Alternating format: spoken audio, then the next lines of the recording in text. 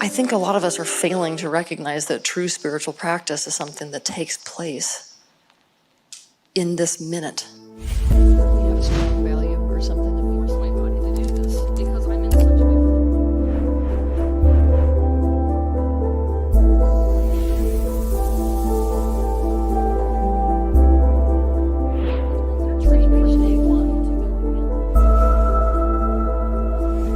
If you start to feel relief, don't feel guilty.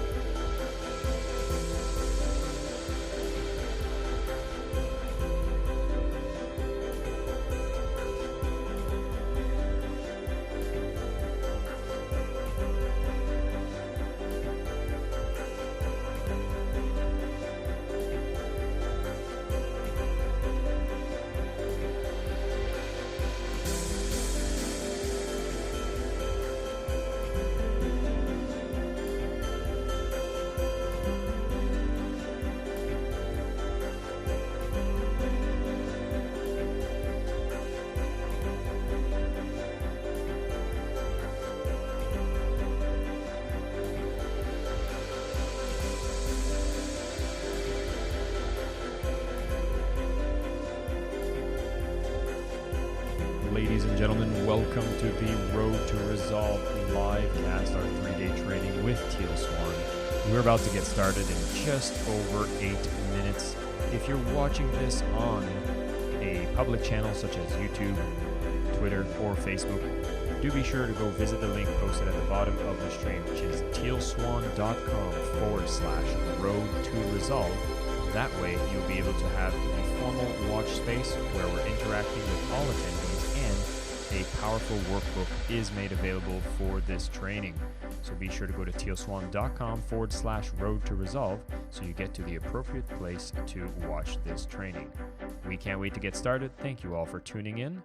We're thousands of people connecting together, and we can't wait to get started with you.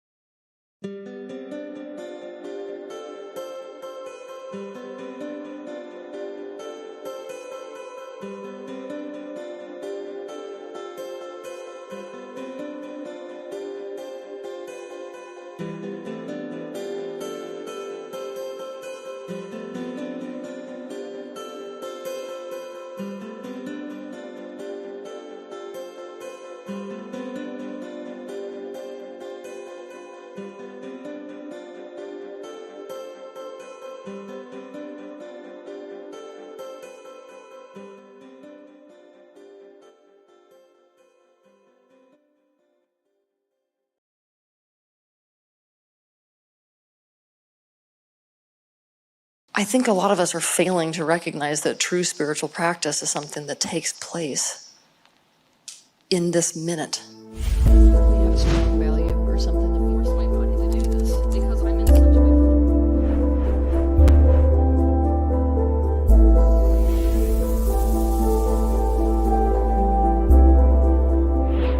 train for day one.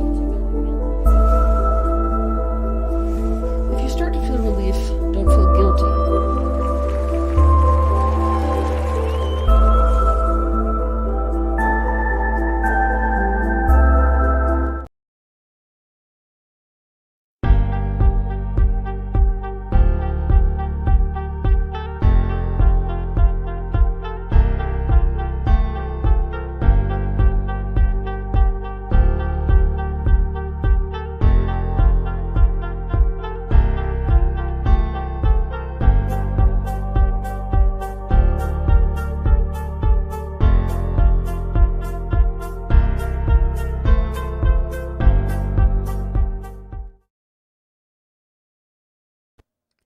Ladies and gentlemen, a big welcome to our Road to Resolve event.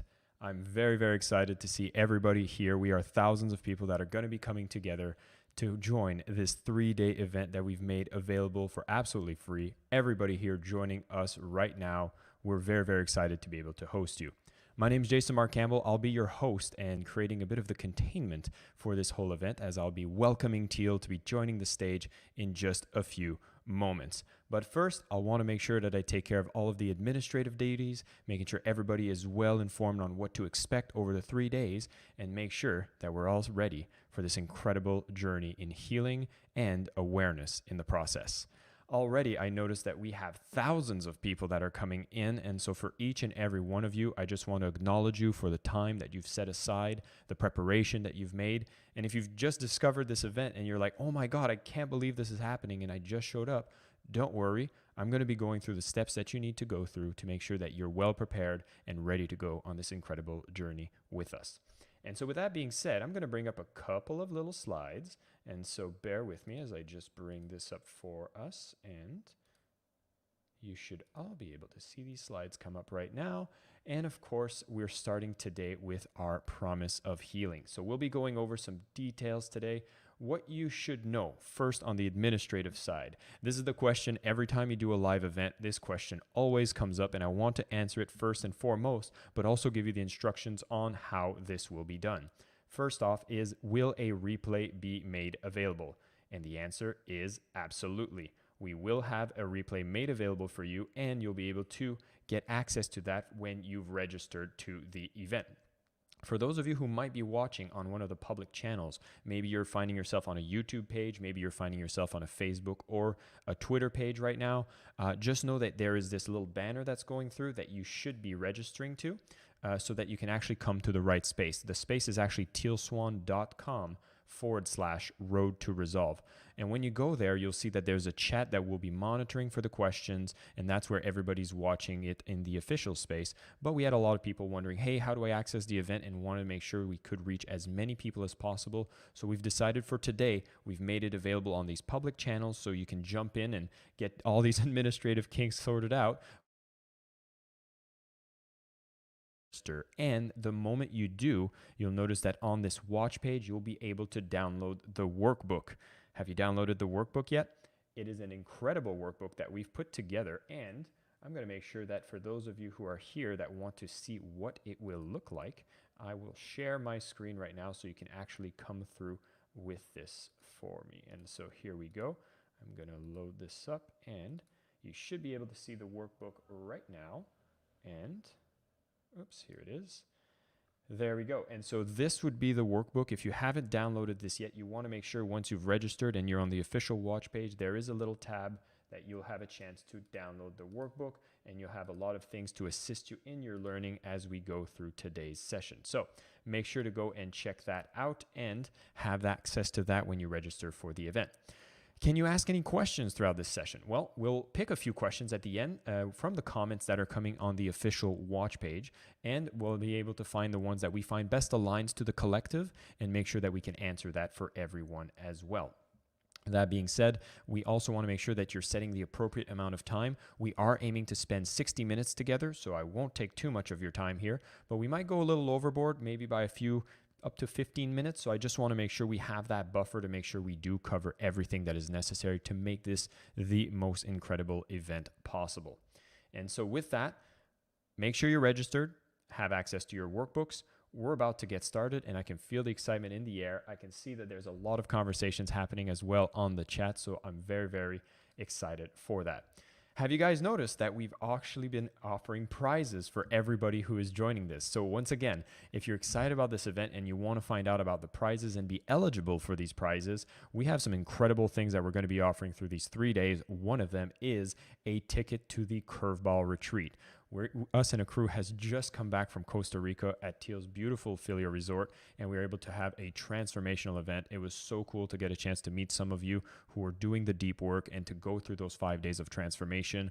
It's quite an incredible event, so if you've ever wanted to do this kind of experience, there is going to be some prizes through this 3-day training, and the first prize will be a ticket to this Curveball Retreat, and there will be plenty of prizes for others as well. So you will notice that we have, let me make this a little bigger so everybody can see, there will be tickets to our live synchronization event. So we will be on tour going across the world, and there are some opportunities for you to get a platinum ticket that does include a tea time with Teal, and we have prizes where you can get a lifetime membership for premium membership. This is where you can access so much extra content from Teal above and beyond everything that's already available for you for free, workshop recordings, a community to interact, and exclusive trainings as well.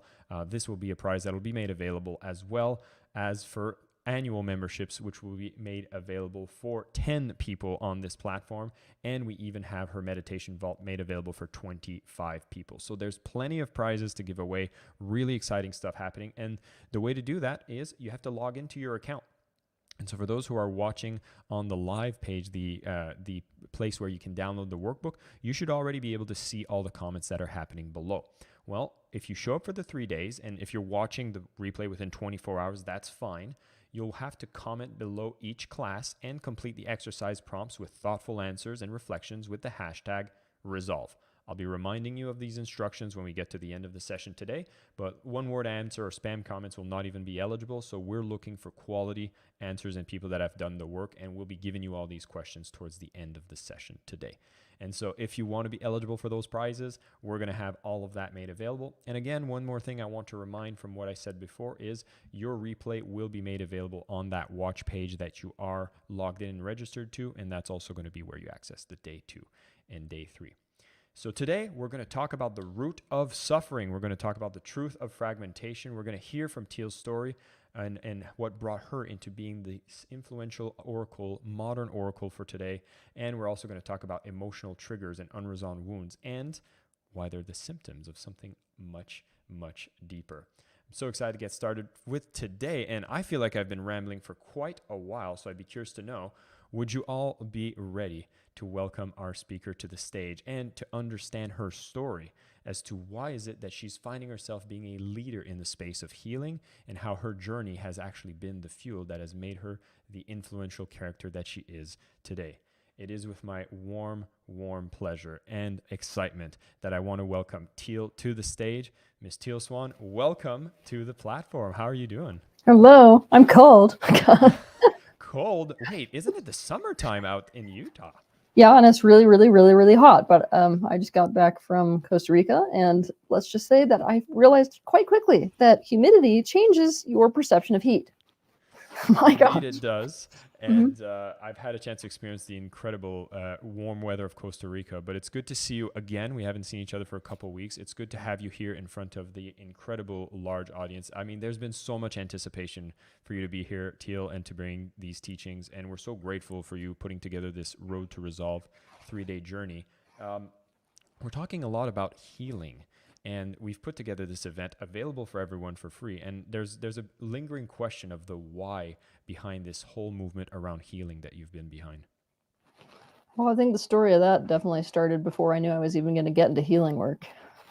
My childhood was an absolute nightmare on all fronts. And, even though most of us in our childhood have, some of these real positive memories also, it's important to look at our life that we lived as a mixed bag, because for most of us it was, maybe we loved that aspect about our childhood, but not this aspect of our childhood. But for some of us, and myself is definitely one of those, looking back on childhood, the negative far outweighs the positive, like far, far. I was a shell of a person, basically, when I ran away from this incredibly abusive situation that I got caught up in when I was a child.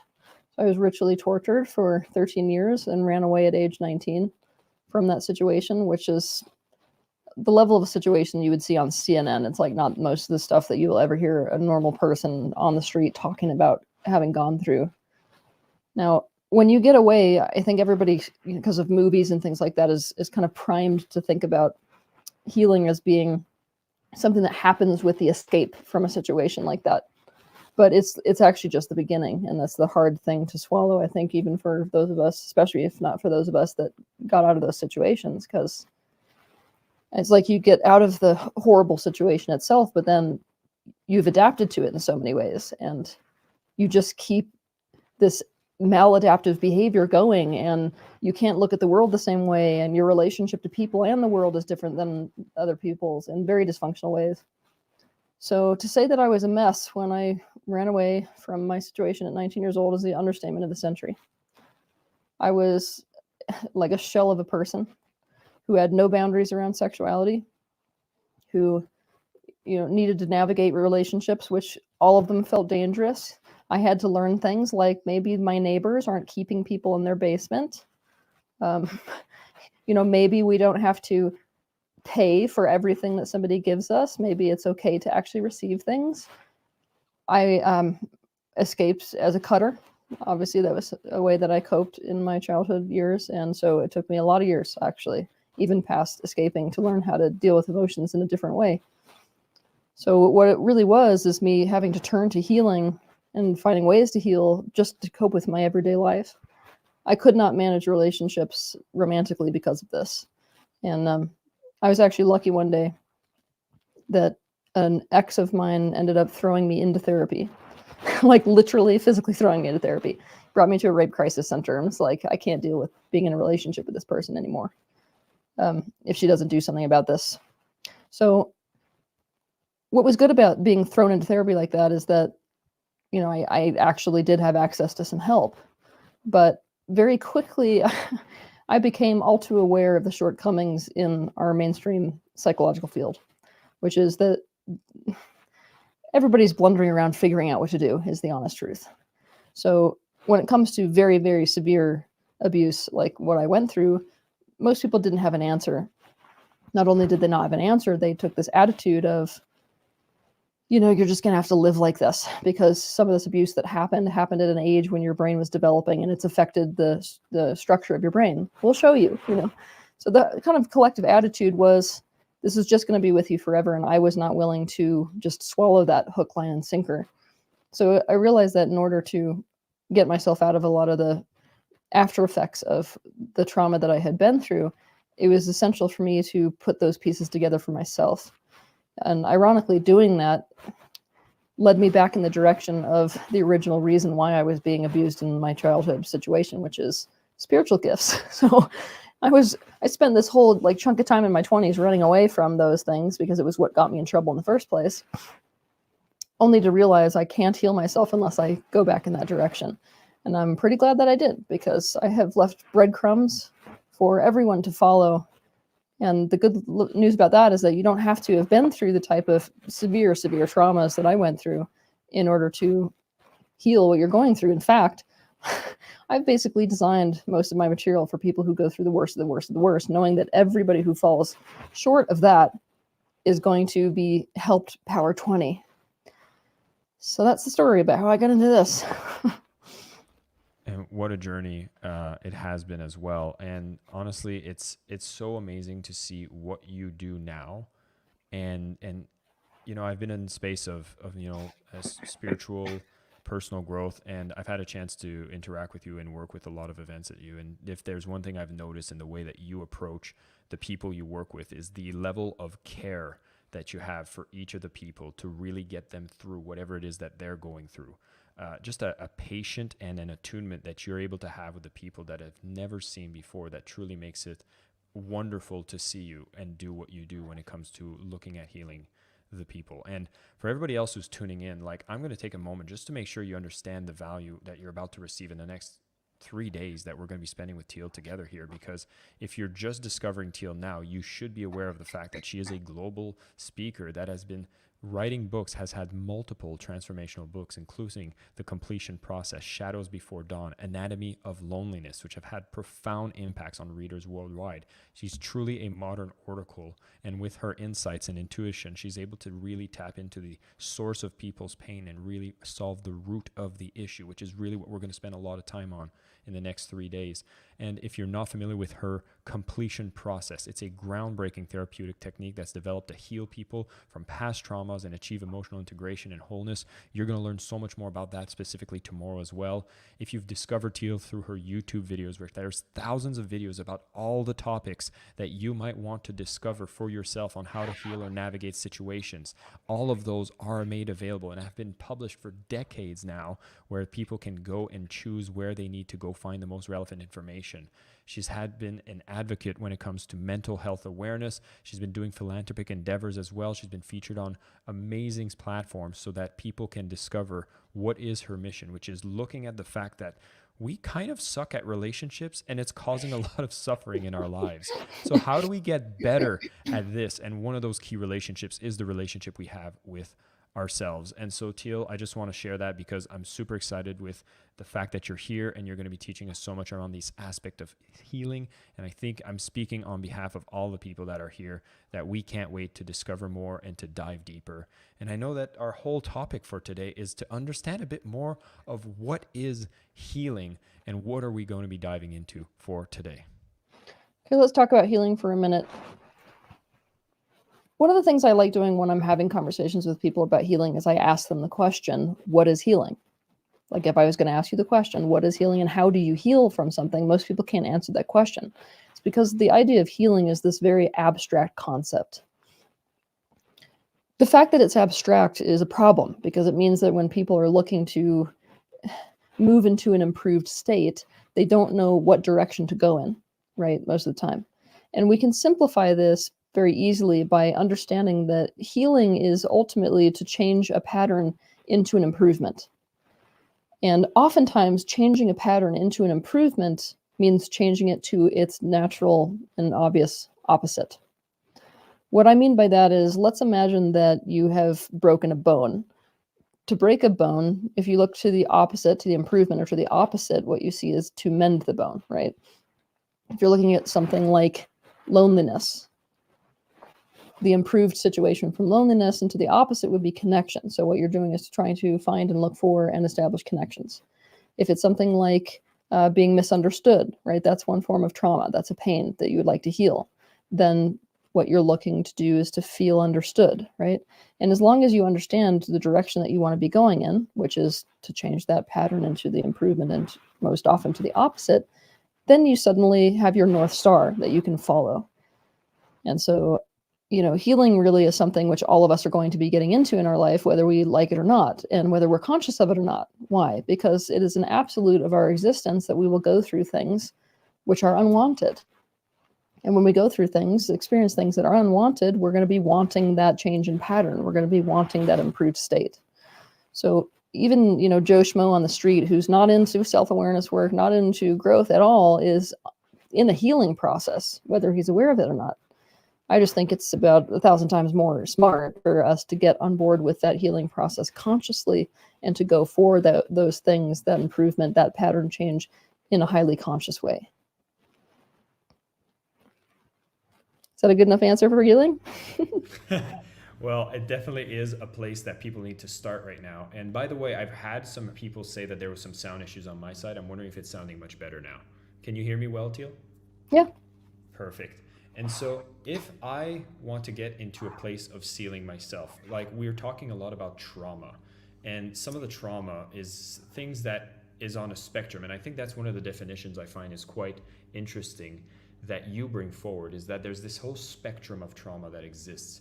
And I wanted you to speak more about that. How do we define trauma using your language, and where does that fit for anybody who might be just having basic struggles to extreme paralyzing struggle in our lives today? When I talk to an adult, your average adult, most adults have no idea that there's actually an origin behind what they're struggling with in their daily life. Like, very few people would be like, oh, the reason that I'm having such relationship issues, or the reason that I am in this state of physical illness, or, the reason why I keep having issues with abundance is trauma. People do not link those two things together when they are absolutely linked, right?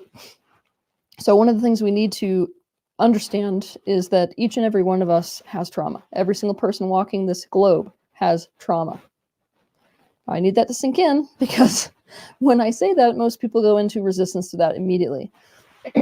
Because most people don't relate to themselves as experiencing trauma.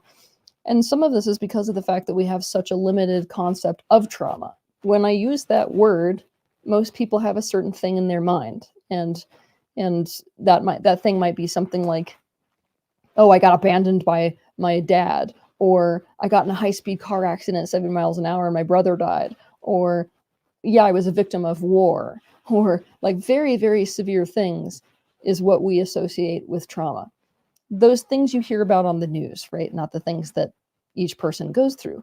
The thing is that this is a very limited concept of trauma. Trauma exists on a spectrum. Now, I want to redefine trauma for you. Trauma is to experience distress without there being resolve to it. It's very important to understand that a human being, any species, biological species, really cannot live in a state of chronic distress. They cannot do it. And so if there's not a way to resolve distress when it occurs, then they have to find all kinds of adaptive ways to deal with that stressor if they can't get away from it or resolve it in some other way, right? So let's look at the spectrum of trauma, shall we? If we look at it under the definition of distress without resolve, we see that distress without resolve is something like, let's say an infant who is all of a sudden weaned one day, and there can't be any back and forth conversation between mom and the baby as to why all of a sudden the baby's getting weaned. It's just one day the sustenance is there, the next day it is withheld. That causes distress. There's no real way for that baby to resolve the situation, right? And so maybe you start to see them developing behaviors like sucking on themselves and things like that to soothe themselves. That's one example. Trauma could be something like the chronic experience of feeling jealousy towards one of your siblings, right? So I really want people to understand that this spectrum of trauma is very, very large. All the way over on this side, you see things like sex trafficking and things like surviving genocide. And, all the way down at this end of the scale, it's like, maybe I didn't get that thing at the store. And all of this is trauma. And all of this actually greatly impacts your personality, the trajectory of your life, the outcomes in your adult life, what struggles you're going to be dealing with in the future, not just when that trauma happens. And so it's important to swallow that, like for people to swallow the fact that every single person experiences trauma. Trauma exists on a spectrum. But now I'm about to destroy this concept for you a little bit, because it's very tempting for us to kind of think of trauma the way that I just put it in front of you. Like, oh, well, there's all the way over here, like that's really extreme and really bad, but this is not really bad. And I need you to throw that concept away, because, just to give you an example, at my last event that I held, there was a lady that was there who was basically talking about the fact that she didn't identify as having trauma herself because she never was sexually abused like the other people that she knew. And I had to explain to her that myself, having experienced all the different types of trauma, physical, sexual, emotional, and whatever else, by far the worst was the emotional. By far and away. So it's tempting for the mind to almost say, oh, well, this didn't impact me as much and this did, and we need to throw that concept out. even somebody like myself, and by the way, this is kind of a joke on my team, um, even somebody like myself who's experienced the most far end of trauma that you possibly could will tell you that sometimes when I'm doing completion process, it's not the sort of rape scene that I end up going back to that's like so distressing that it's ruined my adult life. It's like that moment when, mom or dad did that thing, which would be like a normal thing to do to a child, or like the time, our joke is it's the time at the store that you didn't get the lollipop. And for whatever reason, the fact that you were denied that lollipop meant something so distressing to you that it wrecked everything, right? So a lot of the trauma that we experience is very relative because it's about the meaning that's assigned to it. It's about the impact that that has and why. It's about the story that we tell ourselves about it. It's about the context as well, right? And we can think about trauma also in terms of trauma being something that happens as a one-off or it being chronic as well. So some of us, we would experience like, a very traumatic car accident. That's a one-time event, but that one-time event affected all kinds of things in our life, right? But trauma can also appear in this chronic way where, let's say that you grew up with a person who is an emotional invalidator. That's not something that's going to be a one-time distressing situation. That's going to be a chronically distressing situation. So over and over again, over the course of years, you will have experienced emotional invalidation. So you're likely to have more traumatic memories, a great many of those traumatic memories that are all related to that same theme. Okay, so trauma. Trauma is the reason. Trauma is the reason why you've got issues in your adult life. That makes it really important for us to address those traumas. Of course, that's not something that the vast majority of people are particularly willing to do because it makes us feel so incredibly uncomfortable to think of ourselves as having experienced trauma in some way, unless you're already a person who sees that about yourself and has for a while. Yeah, and a lot of why we don't see trauma is down to things like normalization. So if you're getting into this work of healing and if you're getting into the trauma work, prepare for normalization to be your biggest nightmare. What do you think, Jason? Do you think you have any other questions about the concept of trauma? No, but I think it's very helpful to us when we actually get that lens to look at things, because there's certain patterns we might have in our adult life and we start wondering, oh, I guess this is just normal. I guess I should just, stop complaining. I guess I just need to suck it up.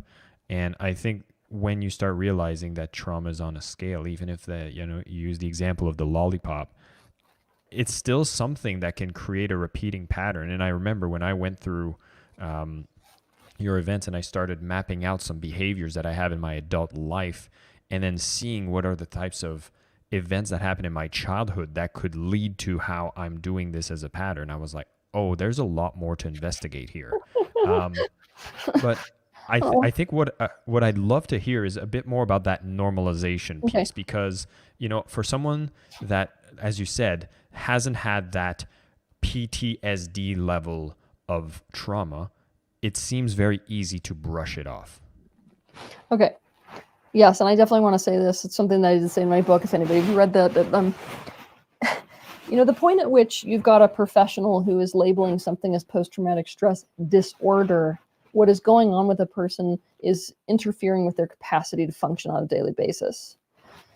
And I got a problem with this. Why? Because when you've experienced trauma and it is not resolved, you are in a state of distress. So in fact, I have shaken hands with probably 3 people over the course of my life that do not suffer from some form of post-traumatic stress.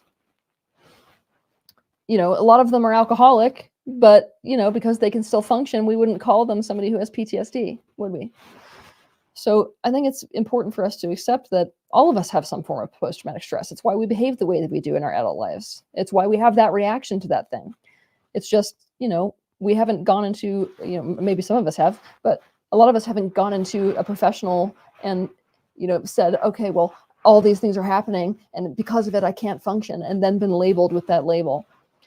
But let's talk about normalization, shall we? Because this is like, normalization is enemy number 1 when it comes to discovering your own trauma and being able to break through it. But in order to understand normalization, we have to see that it's something that happens across all cultures and all timelines. Like one of the good examples that I have for this is that, in today's world, if somebody walked around with wearing a penis around their neck, people would be totally horrified. But that was super common during the Roman era, like really common, that people were wearing like winged penises as these tokens around their neck. It was also very common in London, say circa 1500s, to just be walking down, across a bridge, and there would be heads just on spikes there. And that was just normal. It was also normal that your form of entertainment was public executions, right? Now, today, we would be absolutely horrified at the idea that anyone would bring their children to see such events. But back in the day, that was incredibly normal, right? Normalization is something that happens across every time period. And it's important to understand that it has happened in your life, right? A person, when they experience something and they learn they can come to expect it, and they learn that they're not the only one that's experiencing it, they automatically minimize that pain that they're going through, right? So not only does normalization happen because you're kind of using other people's gauge of how they're reacting to things to then gauge how you should react to things, but it also works in that it's a strategy that people use to avoid their pain specifically.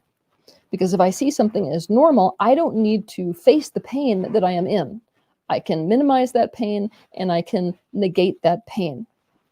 So when we're thinking about normalization, we really deeply need to think about, the kinds of things in our family and our culture that were super, super normal that, potentially would not be normal in other situations.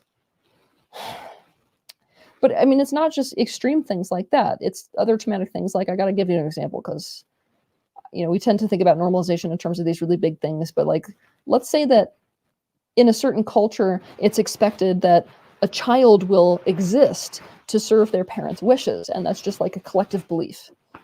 Because of that collective belief, everybody in that culture is going to be behaving like the children must please the parents no matter what. They're going to be, almost like codependency patterns, and those codependency patterns are celebrated, right? And so a person who goes through that trauma is going to experience enmeshment trauma. They're going to be in hell in their relationships, and yet they're going to look around and think nothing is wrong. Why? Because that was normal in their culture. But it's important for us to understand that whether something was normal in our time period or not is not a measure of the estimation of health of what was happening. And it for sure is not a measure of how much that affected a person or not, right? So it's not like if we make something normal, suddenly it didn't affect us. Very important to understand. But one of the things we have to break through and free from is normalizing what we went through. And it'll make you nuts, I think, when you start to realize just how much you normalize everything. Maybe it drives you crazy when you watch other people do it, when you like watch CNN and are watching people in Africa who are like normalizing genital mutilation, you're probably like, but for the people who grew up in that culture, for the vast majority of them, not the ones that are showing up to be interviewed by people holding microphones, but for the vast majority of them, they're like, I don't understand what the problem is. We've been doing this forever. My grandma's grandma, grandma's grandma's grandma, Okay, so we all normalize. We've all got to break through it, and we've all got to see that you got to listen to your own vernacular. Like, if you are normalizing something, then it means you're trying to avoid the pain. So normalizing things might be saying things like, well, everybody in her generation or his generation was like that. Okay, that's normalization. Another normalization would be something like, well, I mean, everybody feels like that with their parents sometimes. That's another normalization. Another example of normalization that I see quite often is, it's just teenagers. Okay, so now suddenly all these behaviors, regardless of what those behaviors are designed to communicate, falls under this label of normal, and so we don't need to focus on and deal with them. That's normalization. One of the aspects that comes up as an example are things like drinking patterns within a family, right? So like, Yep. there's like, our whole family drinks, and it's like, alcoholism being like, well, my father always drank, and so, I have nothing I can do about it, and that's where it is. And the other one would be maybe around cigarettes, where we didn't have awareness of any of the health hazards that happen with smoking, and so it was a very accepted thing. But we've seen what happens when we start acknowledging it and making change around this, and there seems to be a lot more benefits when normalization is kind of called out. And so I'd be curious to know, like, what are we supposed to do with this normalization? Like, what happens when we actually start dealing and overcoming this normalization for the society as a whole? Oh gosh, well, we're going to stop gaslighting each other. Normalization is by definition, honestly, it is a collective gaslight, and it's a collective minimization.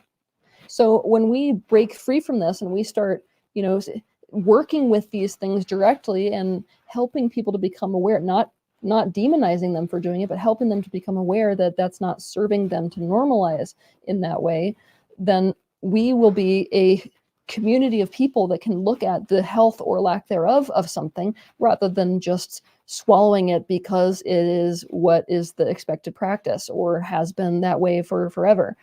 It's like when we normalize, we make it impossible for us as a collective and for the people who are trying to do that within the collective, we make it impossible for them to break these patterns and move forward because we're working against them in that, right? And we're invalidating their perspective and their pain and everything. So we've really, it's like we're holding ourselves back as a society by doing the normalization. So to the opposite, we stop this normalization crap, then all of a sudden you've got, you've got a group of people that are much more capable of evaluating what they should be doing or how things should change in order to benefit the collective. Also, I think they're much more open to seeing impact. We have to see impact in order to be in a state of awareness and reality. So being more in awareness and being more in reality obviously gives us more power. So even as a collective, we have more power by no longer minimizing in this way. Okay, so for those of you with the workbook, you know what to do. I made sure that question was asked for the benefit of everyone as well. Teal, I want to speak about another response to trauma, because normalization, the way I'm seeing it is that's one way that we basically respond to the trauma is we normalize it, which have an entire other concept that you speak about, which is fragmentation. Okay. And I wanted to understand what that is and how different is it from normalization. All right, fragmentation. This is a sort of buckle your seatbelt one. Okay, so fragmentation is in fact the primary coping mechanism for a physical human. And now that I've said that, I'm going to break this down. When we go through something that is traumatic and we have no way to resolve that trauma, what happens is that we tend to pull it apart and store it in these chunks. So fragmentation applies to the way that we even store memory. What I mean by this is you've got in a memory, you've got like the visual aspect of it, you've got the auditory aspect of it, you've got the scent aspect of it, you've got the physical sensation aspect of a memory.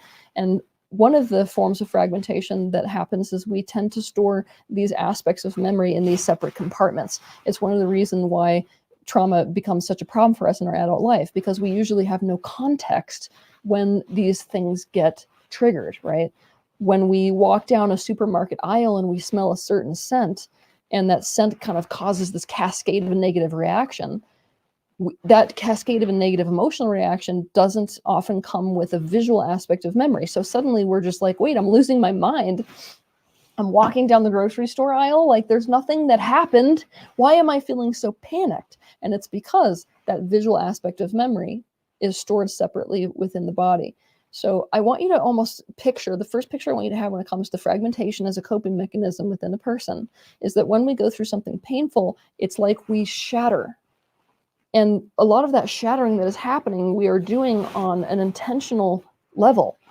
It may be a subconscious one, but it is still intentional. The subconscious can be and is highly intentional. Okay, so we've explained how that happens in terms of memory, but the way that fragmentation happens that affects us perhaps the most when it comes to trauma is fragmentation within the personality. Fragmentation within the personality or the human ego is very entertaining in the way that it wrecks our life in the future. Because let's say that you experience something that is very painful in the moment. There's no way to really bring resolve to it in that moment. Like, let's say you're a child and there's nobody who's really sitting there with you, helping you process what's happening, helping you come to a space with it where you're about to feel empowered, take an empowered action towards it. Okay, there's no resolve. When you're in that situation, you have to adapt to the stressor. And the way that we do that is by calling forth aspects of our persona or our selfhood that are able to protect us and are able to protect whatever vulnerable thing is going on with us. So what we do is we split ourselves.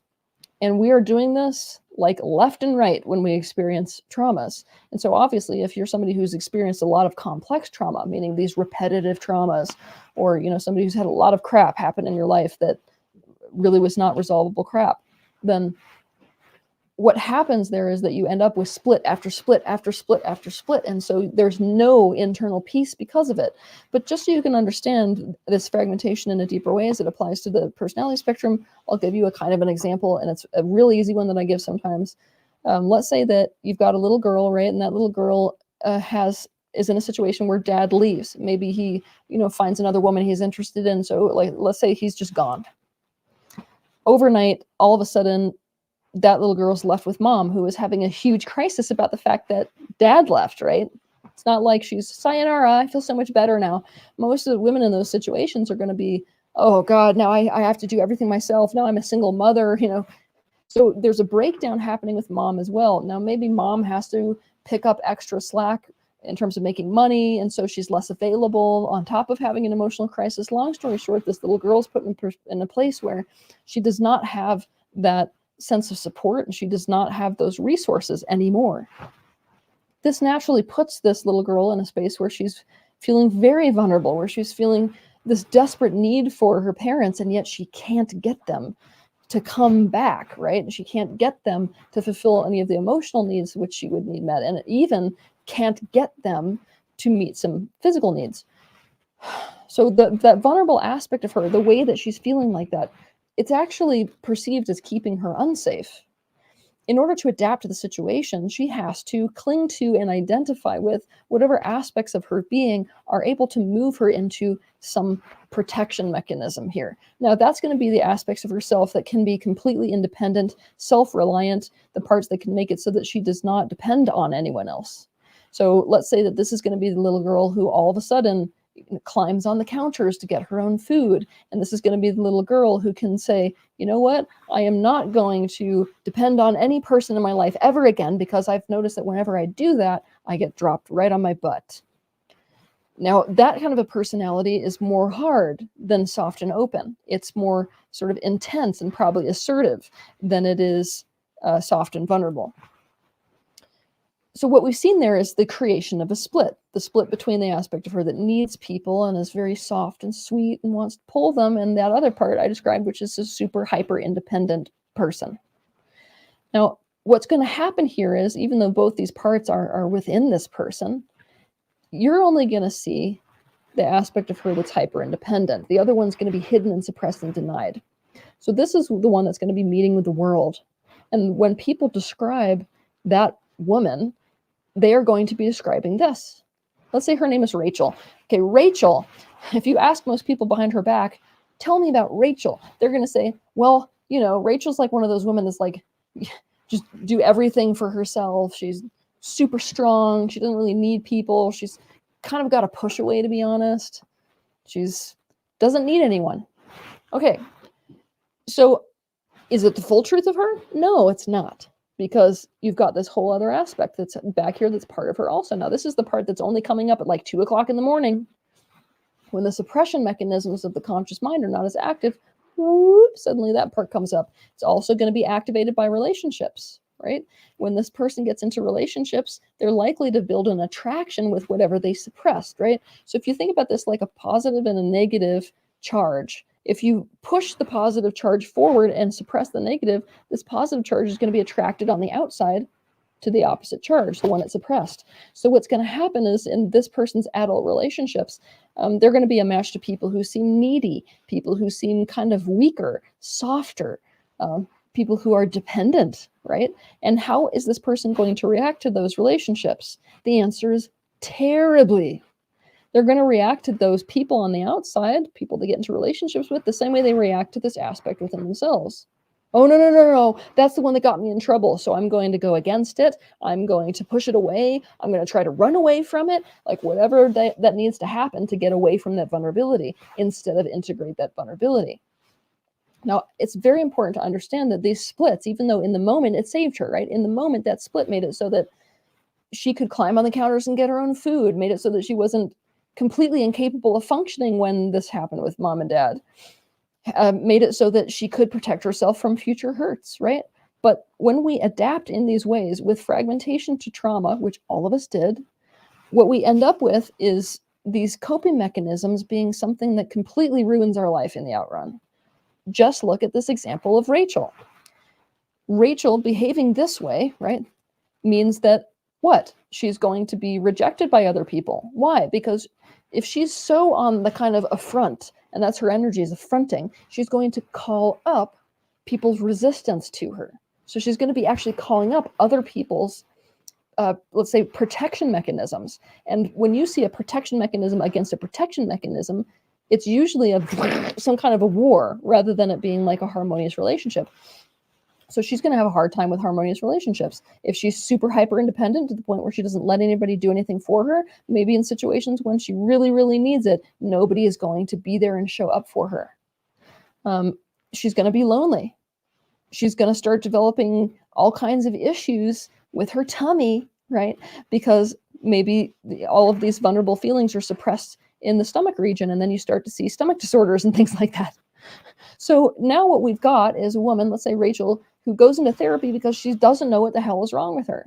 Or she goes to doctors because she doesn't know what the hell is wrong with her. And at the root of all of this is this trauma that she has experienced with dad vanishing and then mom, of course, reacting to that and that becoming its own type of a trauma. And this whole traumatic situation has not only caused this dramatic shift in her persona, that dramatic shift in her persona and different actions and different words and different everything, right? Different choices makes it so that she's a match to this very painful life experience. And now in her adult life is unhealthy and cannot feel good in relationships. It's all down to the fragmentation. So what's really important is to undo that fragmentation so that we can become integrated. And that integration creates a kind of internal harmony. Especially those of you who are watching this, who are hearing this kind of buzzword that's been there forever in the spiritual field, this inner peace, right? Most people, when they hear that word, they have no effing idea what the hell it means. I'm going to tell you what it means. It means that all these fragmented aspects of yourself have become integrated and are now working in a cohesive way. That means you've got internal friendship relationships, internal advocacy relationships, not internal adversary relationships, not this internal war and this feeling of being torn and XYZ. And I think what's important for people to realize and accept is that any relationship you see in the external world, no matter how good or bad, is possible in the internal world between these fragmented aspects of self. That means you can have parts completely controlling other parts, right? You can have parts that just want others to die. You can have parts that are keeping other parts powerless. I mean, just a whole spectrum of hell that you see in the external world, you can get in the internal world.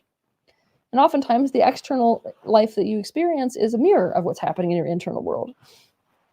And I'm going to tell you something which probably scare a lot of you, but I feel like this audience specifically needs to hear it.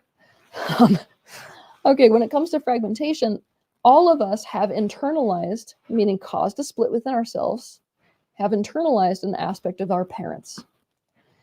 And so you want to think about, what relationship did I have with my parents? And I mean the worst part of my parents, because the worst part of your parents was something, whatever caused you pain, is something that you have internalized and are now doing to yourself. For example, if you have a parent that was critical, then you're going to internalize that behavior. You're going to cause a split within yourself that essentially is constantly self-criticizing. Why? Because it is so much safer. This is why all kids do this. It is so much safer to be able to control a painful behavior or painful experience that is happening to you than it is to just have it happen to you from the outside. It's one of the big reasons why, if you've got monkeys in a cage and you do these horrible electroshock studies with them where you electroshock them, and they can't get away from that type of situation, they will start to hurt themselves because that's anticipated pain, right? And it's controllable pain. So all of us cause a split relative to the worst part of our parents, where we now internalize it so that we are in control of that entire mechanism. But of course, now if you're, 30, 40, 20 years old, you're walking around the world and you're like, oh, I'm doing this to myself now. It's like, oh, I love you, mom and dad. You don't even need to be here anymore because I've got you right here and I'm doing it to myself every day. So a lot of these things, obviously, when we reverse the fragmentation that's happened within our being, a lot of these behaviors, they go away. So if you've been working with this intense self-critic, then by creating this integration and by resolving those past traumas, you no longer have that critical voice. In fact, you've got a self-supportive voice instead.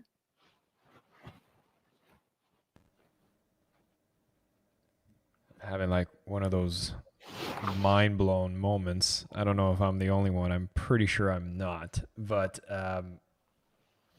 damn. I'm thinking particularly of that example of the self critical voice and how you're preventing that by being more critical to yourself. And like, I've witnessed that in myself. I've seen that within the people I care about. And I'm like, well, that makes a lot of sense. And honestly, this is such a revelation as well. And I'm so excited that we're going to be going deeper in the next 2 days as well to start realizing, can we do something about all this? And I know this is exactly where we're going next. No, I got on here to tell you how everything is a mess. Live with it. No. Well, one thing I want to do is I want to do a call out because believe it or not, we're almost towards the hour already. The time has just like flown like that. And there's been so much that's been shared around healing, trauma, normalization, and fragmentation. And I want to do a call out for questions. Now, do note that for those of you who are on YouTube, you do need to register for the event. There's a special watch page where we're taking a look at the comments. There's an access to a workbook. I'm going to actually make sure that there's this little banner going around so you can actually see the link that you can actually go to so you can register for this event, because day 2 and day 3 will not be available publicly on YouTube and platforms like we did today, but we wanted to make sure nobody missed out. You have to go register so that you can get access to everything. And if you have questions right now, this is the time to ask them on the chat box that's within the official watch page. So if you're on YouTube right now, unfortunately, I'm not monitoring the comments. And as you see, there's like over 6,000 people here. So the comments are moving really, really fast. For those of you who are on the official watch page, put up your questions. And Teal, I'd love to jump in because we got a couple questions that have already come in around normalization and fragmentation. And the first question I wanted to bring up is actually one from Freddie. And Freddie was asking, Freddie Van Onselen, I hope I said your name correctly. Thank you so much for asking that question. And the question was, but how do you recognize that you're normalizing a behavior if you don't know what that the behavior is not normal or right? You look at the effect of whatever behavior it is. It's really that simple, because when we get lost in the whether it's right or wrong or good or bad or normal or not, you actually lose everything. What's important is to understand the impact of something that is occurring. So if I was in your position, I would look at whatever behavior it is that I'm witnessing, and I would really start to break it down. What is the impact of this? This is the cause. What effect does it have? And I would break the effect down.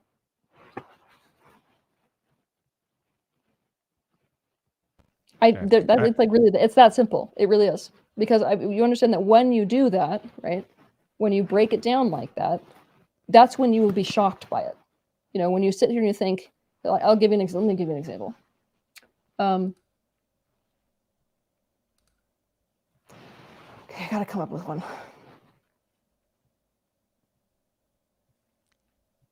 In the meantime, I'll do a call out for anybody who does have questions. Be sure to post it within our watch platform. We do have a couple more queued up.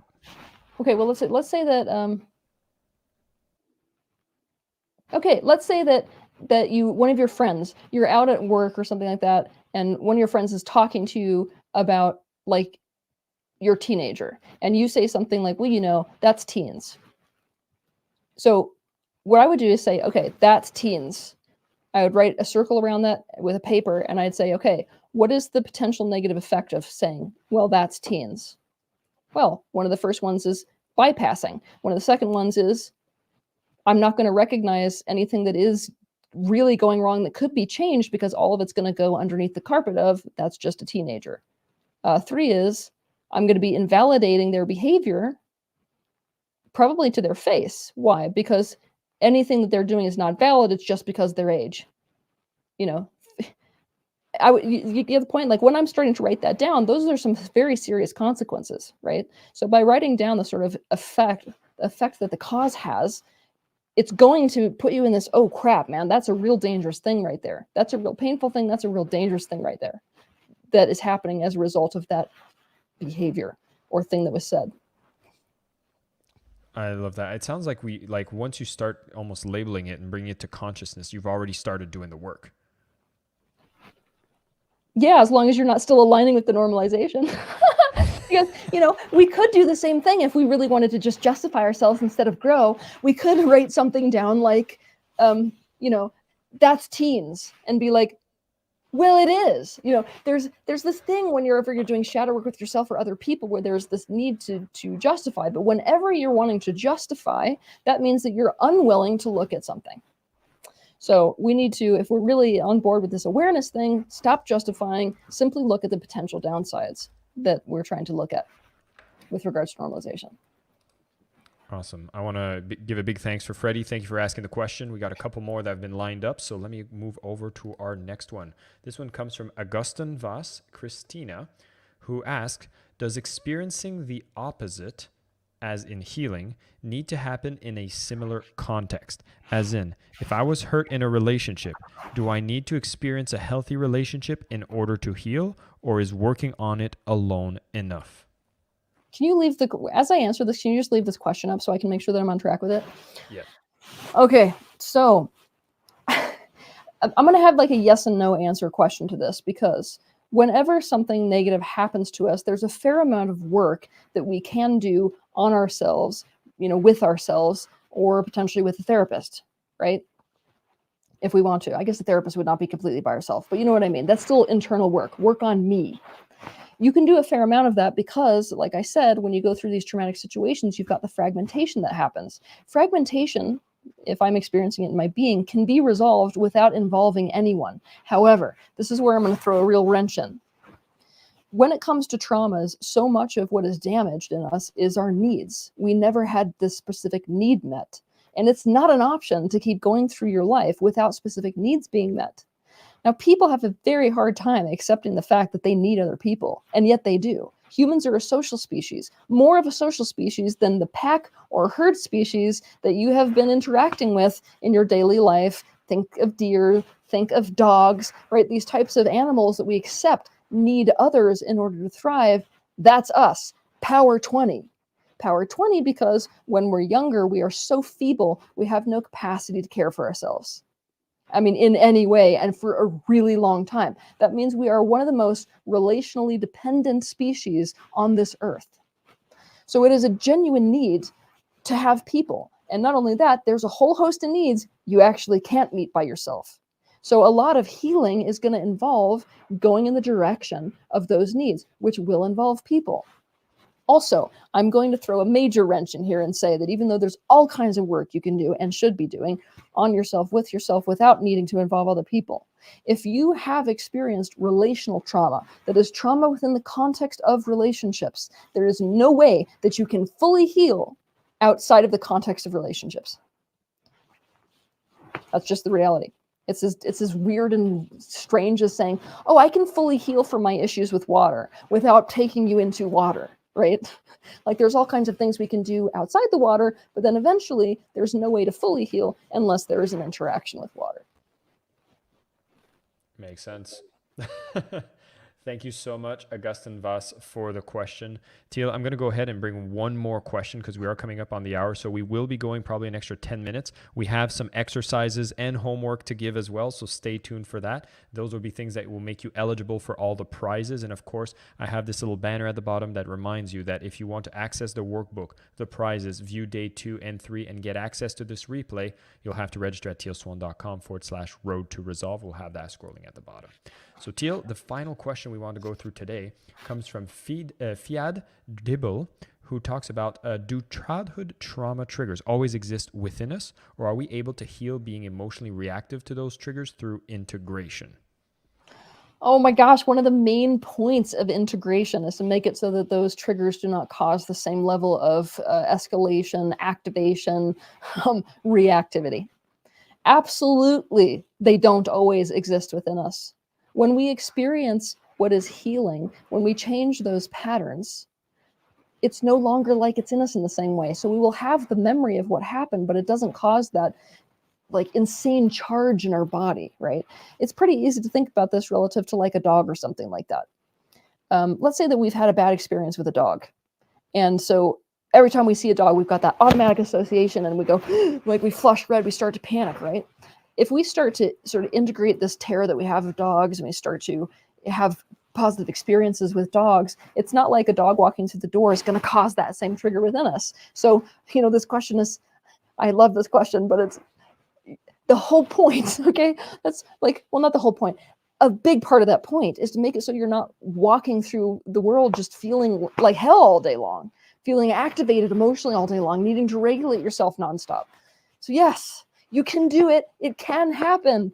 It's totally possible that these childhood triggers do not exist within you and get activated all the time. And that is the point of this work. And that is the point of exactly what I'm doing here, putting this webinar together, trying to make people aware of this kind of flow chart of how, these childhood traumas relate to the behaviors that we have, relate to the struggles we're dealing with in our adult lives, and then how to deal with it so that that is not the case anymore.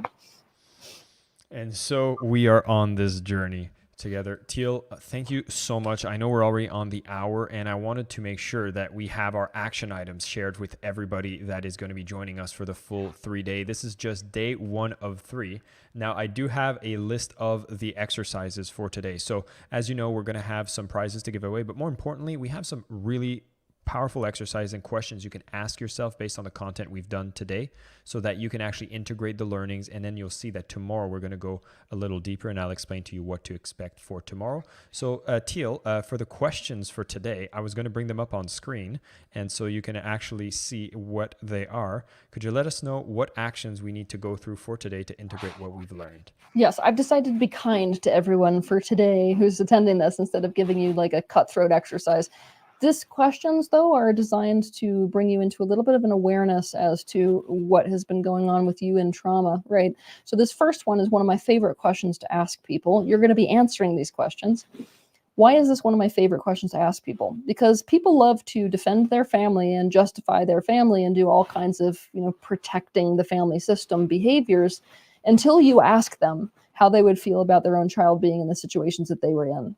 So this first question that I want you to answer is, would it be okay with your own child, or if you don't have them, a child in general, if they were growing up in the same home that you were as a child, having the exact same childhood experiences that you had? If yes, I want you to answer yes. If no, I want you to answer why no. The second question you're going to answer is, when is the last time you felt split or torn about something, meaning you feel pulled in 2 different directions? And might you be able to identify, right, how that split that you're dealing with could have originated in an early childhood painful experience? And then what was that early childhood experience? Remember that if you can't do this right away, I just want you to be playing with it and trying to do it. If you can't really answer this question, that's an indication that there's not a lot of awareness in you at the moment as to how your trauma impacted whatever split you're dealing with, or, torn in terms of decisions, situation you're dealing with in your adult life. That will improve the more aware you become of trauma in general and your trauma. Okay, third question is, think of an experience that other people see as normal, but you think is horrible and should not be considered normal. Fifth is, what did you experience in your adult life that was an antidote to something painful in your childhood? So this is to get you kind of thinking along the lines of what is healing. Remember how we talked about healing being something that is to change a pattern towards its improvement, which is often to change it to the opposite. Almost all of us have had some situation over the course of our lives where something that happened really healed us, right? Really felt good, really was the opposite of something we experienced in a bad way. I just want you to become aware of what that is.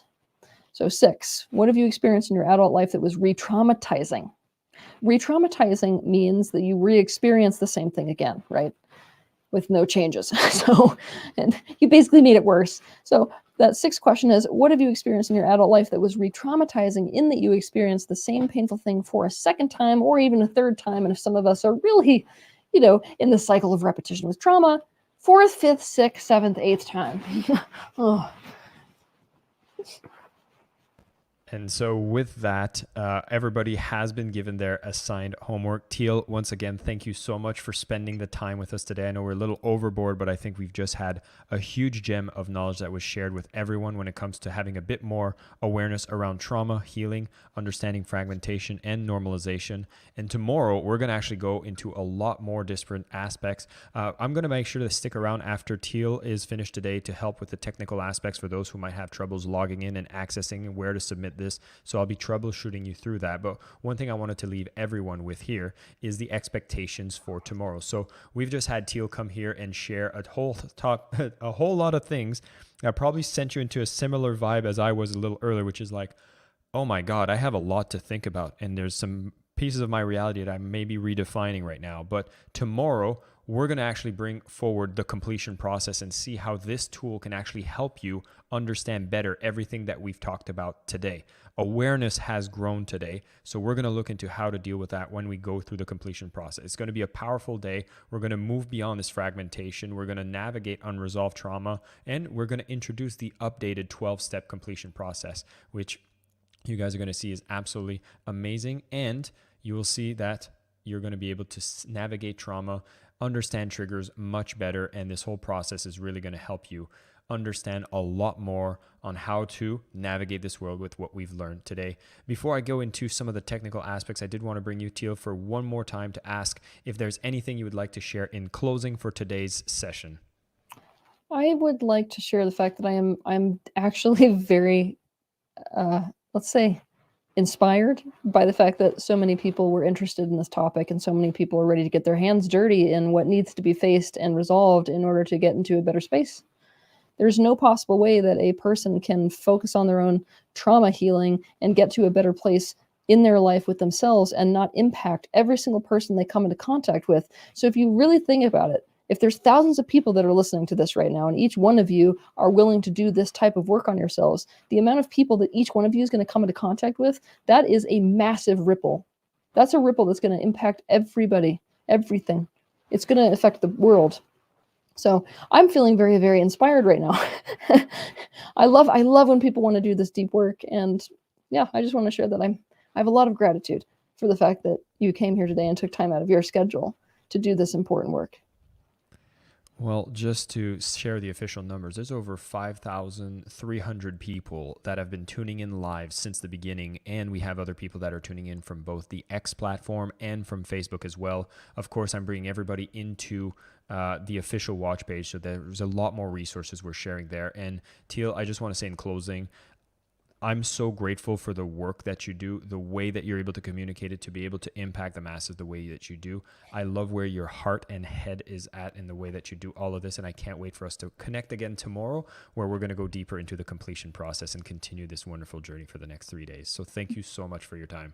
Thank you. Me too. I'm excited to see everybody tomorrow. All right. Ciao, ciao, Teal.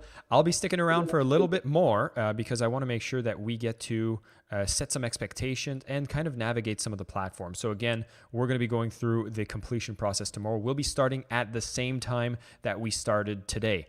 Now, the only difference is that for those of you on YouTube, we will not actually have the live stream made public on YouTube like we did today. This is a platform where we have all of our comments, and you're going to get a ton of free stuff when you get it all set up. So I'm going to have that little banner float through as I'm going to walk you through how to navigate this platform, how to sign up, and how to go through everything. So let me just open up a little window so everybody will be able to come along with me. And then it will be clear. But I'm very, very grateful that everybody was able to join in. If you're already on the official watch page, you have your workbook. Now you have your homework tasks. They are included inside the workbook as well. The replay will be on the same page that you are watching here. And tomorrow's call is going to be on this same page as well. So if you have this page bookmarked, you're ready to go, you're all set, and you'll be able to put into the comment the answers to the questions. So then you'll have your eligibility for the prizes today. So with that, let me just make sure that I take people on a journey here for the exact way that you can actually find yourself on the right space. By the way, if you find today's session amazing and you want to be part of that collective people that are going through this healing experience, do go out there. Let your friends know that we're doing this. You can all have them sign up. This is exactly why we're making this available to all, so that we can create this ripple effect and healing in the process. So the link that you see below, where I mentioned is tealswan.com/road to resolve, will take you to this specific page where you have all the details of what's happening on day 1, day 2, day 3. And I do realize when I turn my head, my audio might not be as good. So I hope you can hear me well now. Oh, I got to share my screen. Hold on. Here we go. So this is the screen that you'll see once you are going to theroadtoresolve.com. And in here, you'll see that you can sign up for free. All the details are right here about what we're covering. We've just finished the promise of healing, which is what we've covered today. And when you click, you'll see all the details about the prizes I spoke about. Just by clicking sign up for free, you'll see that this opens up. You put in your name and email, and it will automatically bring you into the space to watch the training. Once you get there, you'll see you'll be able to download the workbook. You'll be able to go through all of the things to submit the answers to the questions we've asked and make sure that you have the full experience. We will not be here on YouTube or on X or on Facebook for day 2. We had people write in saying like, I wasn't able to see and we said, okay, let's make this public and then we'll be able to guide you. And so I do see some of the YouTube comments. You guys have been incredible. We've seen that go. I think we have about 2,000 comments that have happened there. So there's a lot of you who are here, but I want to bring you into the right space so you can get all of this extra stuff. And now I see that we're already posting up the link inside of there. And you'll see at the top of that chat box, there's a little pinned comment from Teal herself. Let me bring that up for you so everybody can get a chance to see this as well. So I was looking here at everyone on YouTube. And I think I'm bring it up like this. I do have a couple screens here, so I do have to look on the side. But you notice that on the top here, there is, I'm going to make this live. There we go. There we go. Hold on. Let me share the screen. And here we go. So as you look at this, there is a little button here saying register for the event. You should be able to see my cursor right at the top there. And when you click on that, it will take you right to the link that you need to go to for registration. So one of the things I have noticed, if you weren't able to sign up, is if you have any kind of VPN enabled, that might prevent you from signing up. So definitely do check that out. Most people, we have over, I think we are about, over 20,000 people that have been able to see this and register. So I do know the issue that some people on VPN, Infinity Windows are going on strong, aren't they, on the Audi? And so if you're already signed up, really cool stuff. I'm seeing we're posting up the place where you can register. Again, I just want to make sure that for everybody who had a great experience today, we're going even deeper tomorrow. We're actually going to go and resolve the unresolved. Because, today I think we've opened up a lot of information and maybe some new discoveries about ourselves and the way that we navigate in the world. We don't want anybody to be left here.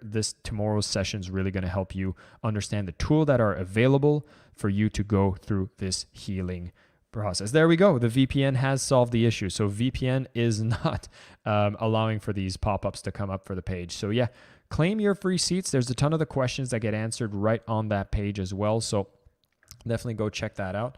And with that, I'm going to just go and say one more time, big thank you to everyone for tuning in. We're going to continue to interact with the people that have signed up within the event. I know there's some homework that's been assigned to you, and we're super excited for tomorrow. We're actually jumping on a call with some of our students about the completion process course right after this to answer some questions. But for tomorrow, we're going to keep going. We are starting at 1 p.m. Eastern Time. That is 10 a.m. Pacific Time. If you're in a different time zone and you remember what time it started for you, drop that into the chat so that we have a lot of people and we let people know where you tuned in from.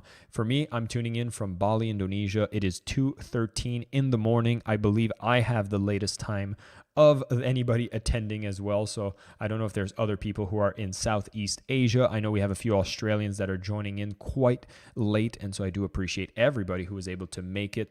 This has been an incredible day one. Tomorrow we keep going. We go into even more amazing content and I can't wait to see you all there. I'm going to play a little video for all of you and then we'll have some music counting this out. Thank you so much for tuning in. My name is Jason Mark Campbell. Tomorrow we get started once again. I think a lot of us are failing to recognize that true spiritual practice is something that takes place in this minute. We have a strong value or something that forces my body to do this because I'm in such a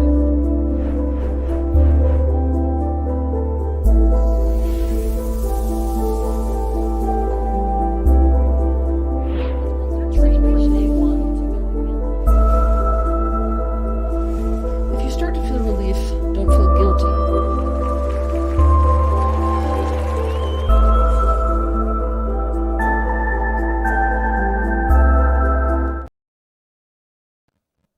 And I'll leave you with one more comment that I've seen already is, where's the replay?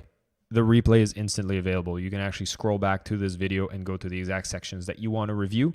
And again, everything to watch for tomorrow is on the watch page of the official one once you registered. We'll be emailing you some details as well, so make sure you keep those emails in check. Thank you once again, and we will see you tomorrow.